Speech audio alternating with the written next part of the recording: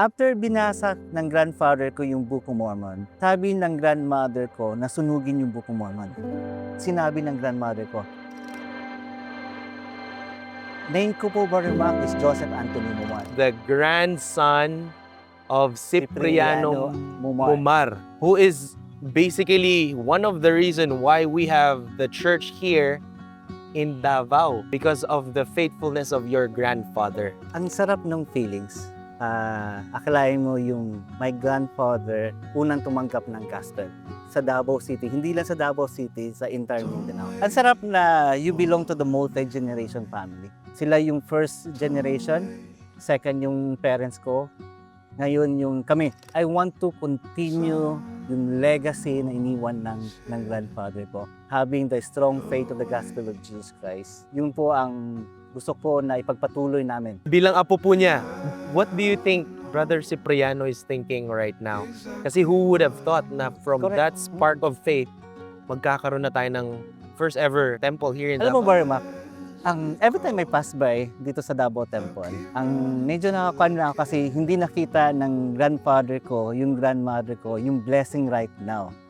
No, yung blessing right now having a temple here in Davao City. Pero yung gospel na iniwan nila sa amin, yun ang blessing talaga. Ang malaking blessing para sa amin. Din same time, malaking blessing din sa mga tao dito sa Mindanao. Yeah. Particular sa Davao City. Who would have thought nga naman from that simple request or just reading The that Book of Mormon. the Book of Mormon? After binasa ng grandfather ko yung Book of Mormon, sabi ng grandmother ko na sunugin yung Book of Mormon.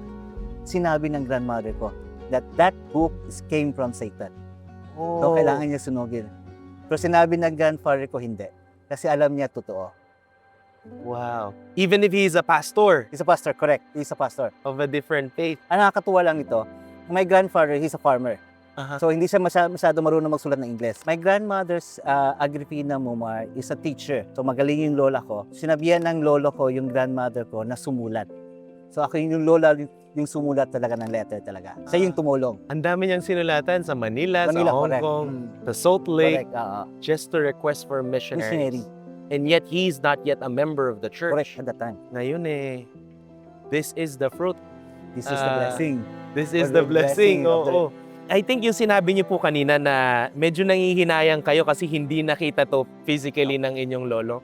Pero I firmly believe he is witnessing this right now. Correct. I think he is very happy and he knows that there's fruit in his faithfulness. Laki talaga na pasalamat ko sa kanila.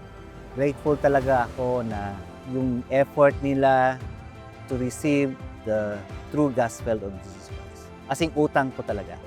Nakita ko yung blessing sa family ko for having the gospel of Jesus Christ. Kung kaharap ko ang lolo ko ngayon, As if nagdito siya, sabihin niyo. kaharap ko, sabihin ko nga, Lo, ito na. Ito na yung blessing na I'm sure na hindi nyo po in-expect na ito yung mangyari. Na imagine po na dahil sa inyo, many people in Davao, they accept the gospel of Jesus Christ. So as a grandson, gusto na ko ipapatuloy yung legacy na ginawa ng grandfather ko, mga grandparents ko. I need to hold on the gospel of Jesus Christ.